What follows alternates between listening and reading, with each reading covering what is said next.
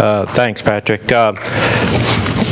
Appreciate you all coming here today to our state. We're kind of showcasing it a little bit. I've got to start with two stories. I know we got a time limit, but they're classics. Last 3 days, Thursday, Friday, and Saturday, every year I go to the oil field big bass tournament at Lake Sam Rayburn with about 4 of our field production guys from Wayne County, where I'm going to show you, eventually the CO2 is going to end up. So we're out there, we're out there fishing on day 2. Arms about to fall off. Don't do this every day. It's 100 degrees. We're fishing with them, and they're talking about everything they do, and I'm going, hey guys, yeah, I'm giving a pretty good speech. All suit and tie is going to be there. Governor's going to be there. Everybody's listening, and I'm pretty excited about it. Keep throwing, Kevin. We're not going to go to the weigh-in line with 2 fish. We have to have 5 in this boat to get in, so you just keep fishing. We don't want to hear about the speech. I said, okay, so we know where they stand. But anyway, my point on that is, these guys, when they get out, they're serious about it. They go, Kevin, we don't know everything you do, quote, up there in corporate at Tellus and this and that and the other, but we're spokes in the wheel down here. We love our work. We can make anything work in Mississippi. Don't let the folks stick a spoke in it, stick a baseball bat in it and stop us. We're ready to work. We want to work. Y'all don't do that. So I go, good deal. Like to hear that kind of stuff. They're not too interested in what I'm about to talk about or anything, but they do their deal, we do ours. So 6-hour drive home, I go, okay, I'm going to call my wife, sister-in-law, and niece are down here on the coast of the family reunion, so I'm going to call them and brag a little bit about what I'm doing. It didn't get much love from the field guys on it. So you finally get a signal on the phone, and I call. In today's world, you're up on Bluetooth comes up on their car, and I can hear all 3 there, and I just, hey Chris, how you doing? Good. Hey Uncle Kevin, what's going on? I said, well, I'm about to give this speech. Hang on, we got to tell you about a problem we have. I go, oh God, okay, that usually means it's going to involve a checkbook or money or something, but we came down here to the family reunion, and we left Dad, my brother-in-law Mitch, with the 4 dogs at the house. And Swayze's got a urinary infection. I'm going, where is this going? I just want to tell him about where my speech is. So, well, he's got the 4 others, and she's on medication, and we told him not to leave the house, but he did, and he came back in 15 minutes, and the bottle and all the medication is on the floor, and all the pills are missing. So he's calling poison control, and it costs $25 to get poison control to tell you what to do. No, it costs $35. I go, okay, got to go here, guys. I got to go. Well, they recommend giving the dogs hydrogen peroxide, and they'll throw it up, and then everything will be okay. So he called, and he gave it to him, and the dogs threw up, and he counted, and all the pills were there when the dogs threw up and everything. And oh, he's calling in right now. We gotta go. Goodbye. Okay, never mind. So so I've got a speech to give. I wanted to tell 2 different folks, no dice, so nobody wants to hear it. So anyway, with all that, you're going to hear it. By gosh, you're all going to hear it. You're all going to like this presentation. Okay. So anyway, on the serious side, do I have a laser pointer and on here, and we'll get started. Show me where the laser is the red. Okay, good. And this is the slide. You see Tenergis, and you know us as a company as Tellus, or most everybody knows it as Tellus. And Tenergis is the mothership, if you will, but Tellus is our operating arm. Tellus Energy holds the mineral ownership. The pipelines we'll talk about today and the infrastructure are treetop midstream. We explore for oil and gas here in the state and actually internationally, but mostly here in the state and Louisiana with our capstone arm, which is 3D seismic surveys. And then also in our oil production, we also manufacture and compress our own, we have our own service company to do our compression and work for those fields. So we're just about fully integrated from finding it to working it all the way through down the sales line. As it says there, we've got over 500 producing wells, but we also have about 170 people here in the state and in Louisiana that's all in the Tellus family, and that's been growing every year. Here's the snapshot of our company, where we stand. Our headquarters is in actually technically in Ridgeland. We say Jackson, but it is in Ridgeland, and the majority of our production is in the Mississippi sector. But we also have a nice footprint in Louisiana, a combination of gas, oil, old, and new. So and of course today's emphasis, I'm going to talk about CO2, but it does just so you can see a picture of the footprint. CO2 has a lot more implications than just EOR. We are using that. We have a legacy field where we're actually, other than Denbury, who is much larger and very successful and been quite fun to follow, really, for us. We have an old field as well. We're flooding right now. I'll show you a couple things on that. And we have a new big project on an old field. But we also see CO2 as being a way to pressure maintain new reservoirs, much like water or natural gas does. With CO2, with its cost deck today, that is a viable option. And then, of course, depleted gas field sequestration, which Mississippi is just sitting, the Gulf Coast sands or whatever are just spot on for that into the future. There's a lot of volume down there to sequester CO2 in, and I'll show you some tutorials on that and where we see that going in our industry and as well as for Tellus. Everything revolves around the transportation network with CO2. There's been other speakers today, and to make it, to make it go, smaller operators need a way to participate in CO2 EOR. Up till now, it's been the larger ones. It's been the Denburys. It's been Kinder Morgan, and it's been great. But for the smaller companies and the smaller fields to get involved, the networks have to grow. I'm going to show you where we see that working extremely well in Mississippi, and Kemper kind of leading the way on that, giving us the opportunity to make that work. It also establishes I keep hitting the wrong button, a future infrastructure for CO2 sequestration.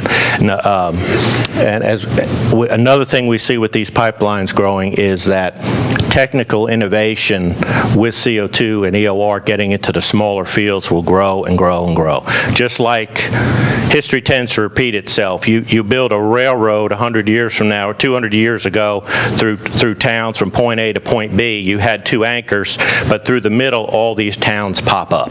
And it's the same thing if you can get a CO2 infrastructure going, where you can start developing the smaller fields because the CO2 is close by. It doesn't have the huge capital required to get to an anchor field, say, when you already have a line that just requires a little spur to get off it to make it work for the smaller fields. So the technical innovation will come from the smaller companies as CO2 gets close to them.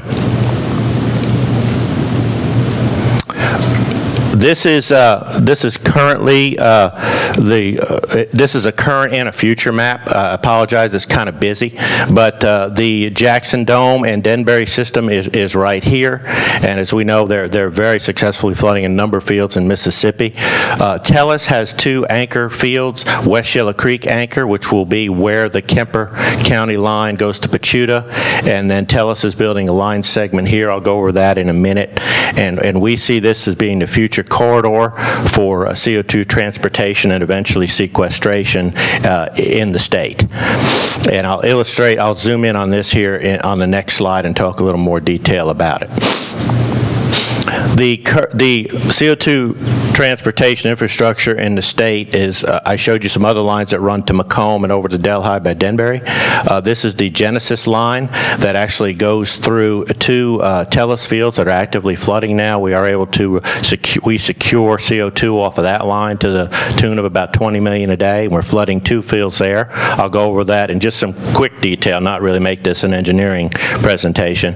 And then eventually their line terminates at the Ucutta field, which is a tremendous analogy for our West Yellow Creek field, and I'll show you that in some slides. The gentleman from Mississippi Power talked about this line being laid from Kemper to what we call Pachuta Junction.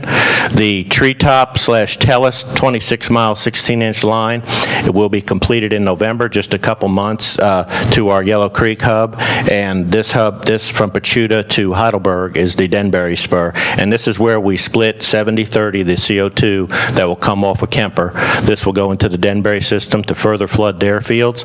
And this spud here will go into our West Yellow Creek field-wide unit, which for Tellus is our flagship CO2 project, as well as some smaller fields here along the way. And I'll talk about them. One will be for pressure maintenance.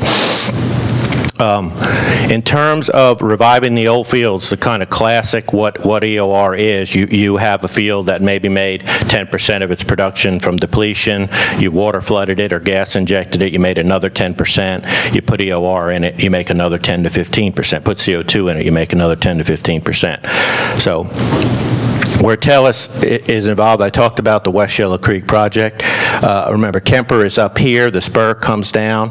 Ucutta has been being CO2 flooded by Denbury since 2006, I believe. Tremendously successful project for them, and it's what we call a Twinkie in our business. Same depth, same reservoirs, almost the same well count, discovered at the same time, made as much oil primary. They both made about the same, amount of recovery in their water flood stage, and the CO2 stage for Denbury has been extremely successful. So Tellus we're basically in a lot of ways licking our chops, waiting for the CO2 to come from Kemper to be ready to have an extremely successful project. Expensive, yes, but benefits to the state all over the place with the Yellow Creek. And it'll be an anchor field for us to build and splay the CO2 system off for the Tellus properties in the state. Yellow Creek will be what we call a 5-spot CO2 flood. We're going to develop it in stages based on the amount of CO2 we have coming from Kemper. They've established a schedule for us for our 30%. We will do it in phases. These dates may shift, but we'll have a part of the field ready in May, which will most likely be October now. With Kemper, we'll start flooding the south end of the field and ramp it up in quadrants to eventually by 17 have a flood, and then the flood will last basically almost 20 years to recover the additional amount of oil. Some of these maps here, we go to various within our office with our partners and shareholders, as well as other industry functions. We have a lot of engineering slides. Going to not bother you with them today, but essentially we show this because the amount of work, as I know Denbury and Kinder know for sure, CO2 retrofitting is very expensive in a field. The rewards are there, but you still have to put the money in up front. We'll lay over 100,000 foot of production and gathering lines here to recover the oil. These are fiberglass and coated pipe because with CO2 and water you have carbonic acid. It's very corrosive, but the network of lines there is extensive to recover all this, as well as the flood line from the CO2. The CO2 will come in from Kemper to our main plant right here in the middle of West Yellow Creek and flood out at about 2,000 pounds injection pressure. Those are bare steel lines. CO2 by itself is not corrosive, so we can use just bare steel lines at high pressure there for the injection.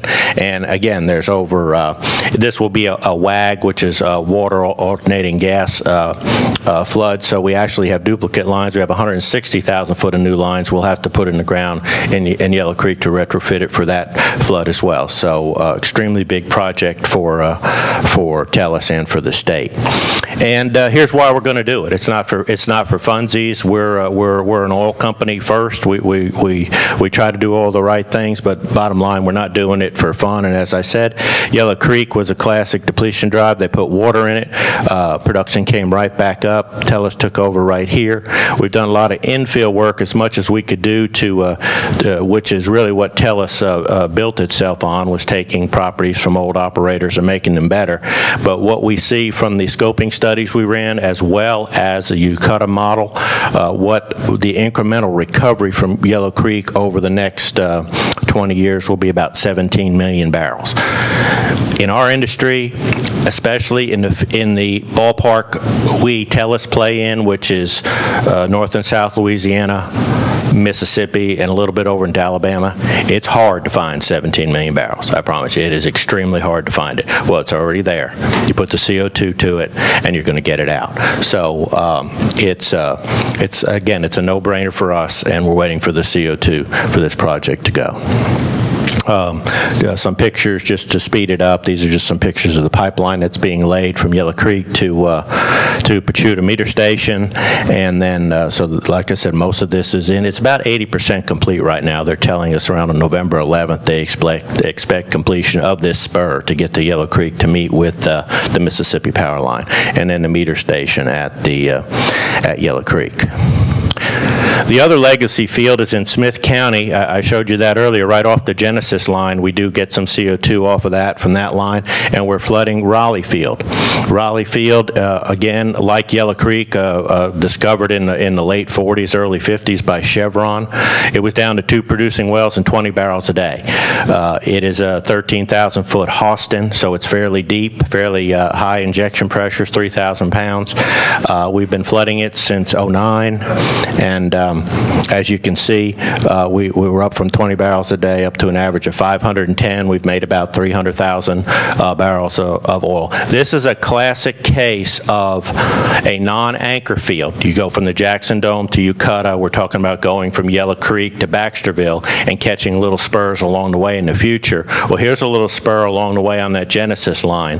That without that line there, this will probably end up being done in 3 phases over 15 years and might make about 9 million barrels total. That's a lot of oil, but you can't lay a 20-inch line 62 miles and then all the other work for the infrastructure for that kind of oil. But being the CO2 was already there, we had a contract for a small amount. It was 900 foot away from the main line, so just a short spur, and we're in the CO2 business on this legacy field right there. So it's a classic case of what can happen. Old pictures under construction. Like I said, there was literally nothing there. It was down to 2 wells and 20 barrels a day, and now it's one of our tremendously successful projects. The future, we've seen many things on Kemper. This is our little pictorial of it. You add Kemper to the source pool, and you get down to the anchor field in West Yellow Creek, and I talked about Baxterville. Here's the Genesis system. We believe with our 30% of our offtake from Kemper, we can not only flood West Yellow Creek, but we will be able to put more CO2 out on the market available to a number of small fields in this Laurel to Baxterville corridor, which involves, there's literally hundreds of fields there, but there's 30 or 40 very well situated pipeline-wise and reservoir and oil type-wise for both miscible and non-miscible floods that will react very well, a lot like Raleigh, but they can't stand a huge burden cost of laying a new pipeline to them. So this railroad, if you will go right through a lot of these parts of the world here to Laurel, and will make it, we hope, will make it a very available and affordable for smaller operators to CO2 flood their smaller fields left for naught. A lot of them making literally nothing right now, but they can be rejuvenated. And this, you know, kind of the feel-good slide at the end there, huge reserve potential for the state. This is a study that we've done in-house, just in that corridor, and 27 of the fields along the way, based on current CO2 models or black oil models. There's about 120 million barrels of oil to get out of that corridor right there, out of just those small fields that have absolutely, you know, not one of those fields can stand a major pipeline on their own. Also, I talked about not only legacy fields and EOR, but using CO2 as a pressure maintenance medium. We talk about old fields as they deplete, you go with water or natural gas, and we call CO2 tertiary, but it doesn't have to be tertiary. It can be right out of the gate, keeping wells over their critical pressure, whether that be a dew point or a bubble point. You can use CO2 in that way, and we're doing that on one of our fields right here. To get that way, I I talked about capstone and exploration. Back in 2006, we shot a 226 square mile 3D shoot in Mississippi and discovered the Stampede Field. The Stampede Field from 06 to 08 produced, it's 16,400 feet deep, Cotton Valley, and it has now been CO2 flooded since 2010. As far as I know, we know at Tellus, this is the deepest CO2 flood in the world and the highest pressure CO2 flood in the world. We injected 45 to 4,700 psi every day CO2 into 4 injectors in Stampede Field. So it's a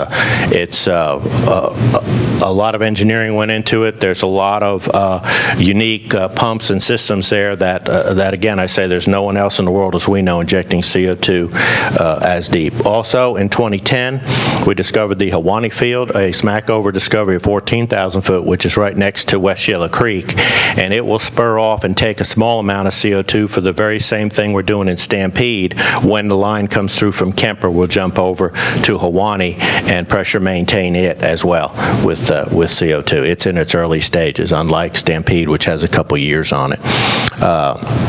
Some pictures of seismic survey work. This is a real quick shot of the Stampede Field. Again, it's 4 CO2 injectors and 6 producers. Again, extremely deep. And we model studied it, excuse me, on my heavy finger. I'm surprised it even works after going fishing for 4 days. Hang on. Give me one more. Can I go back one? No, I can't. Can I go forward one? I want to go forward one. Thank you. Sorry. At the beginning of Stampede production, basically Stampede is about a 10 million barrel tank of oil, original oil in place. By just producing it, maybe putting it on power oil and pumping system, about 13% would come out.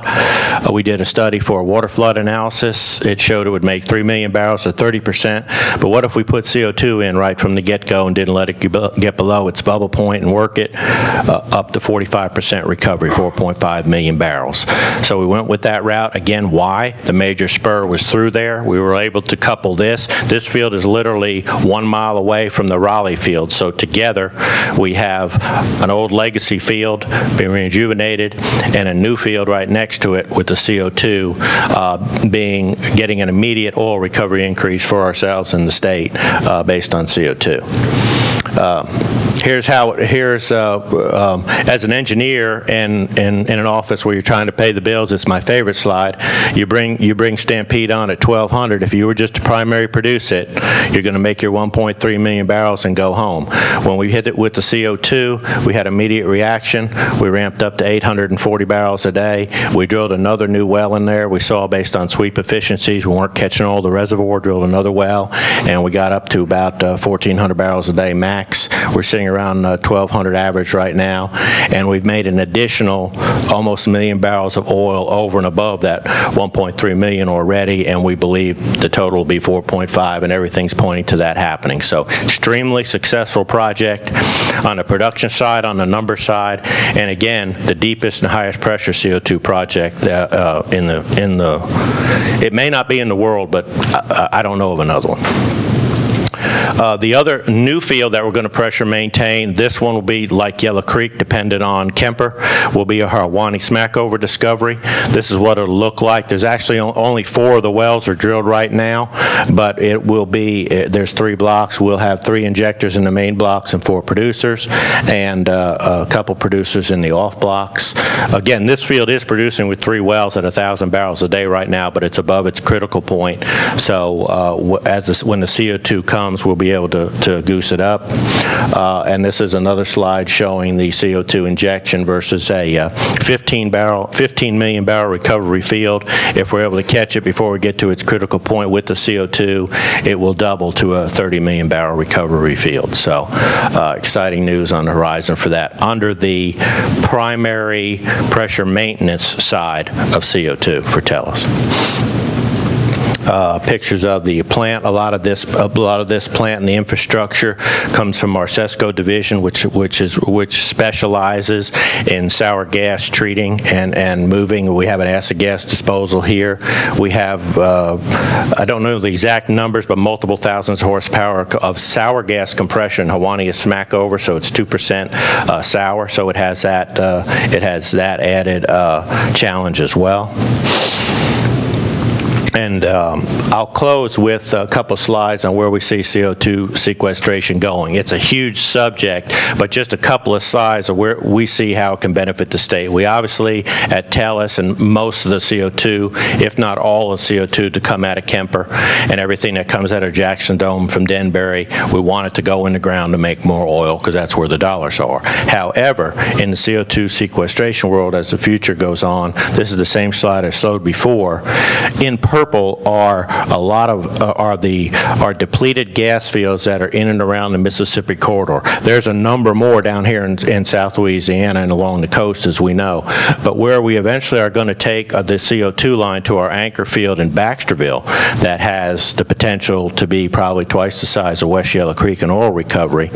There exists 3 fields, one Baxterville itself, that are classic candidates for CO2 sequestration, and there they are.